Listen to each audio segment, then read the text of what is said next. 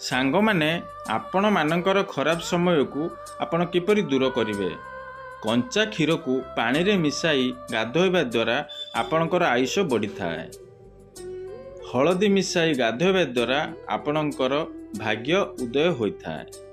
लुण मिसाई गाधोइबा द्वारा अटकी जाइथिबा कार्य आपणकर संपूर्ण हो जाइथाए। गुजराती गुंड को मिसाई गाधोइबा द्वारा आपणकर खराब समय कम समय मध्य दूर होइथाए। सांग माने ओं श्री हनुमते नमः एही मंत्र जप द्वारा आपणक मन मध्य थिबा भय दूर हो जाइथाए। राम नाम जप द्वारा आपणकर पाप क्षय होइथाए एवं भोगिबाकू आसुथिबा व्याधि टली जाइथाए।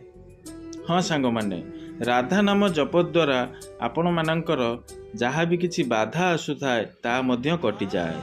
सांग माने चंडीपाठ द्वारा घर परिवार उपरे थिबा तंत्र मंत्रर नकारात्मक शक्ति संपूर्ण नष्ट हो जाइथाए। सांग माने जदि आपण व्यवसाय रे सबुबले क्षति रे चालुछंती तेबे गरीब लोक माननकु सहाय्य करंतु। रूपा एवं तंबा पात्र रे प्रतिदिन खाद्य मध्य खांतु एवं सकाळे ओ संध्या रे भगवान को पूजा करंतु।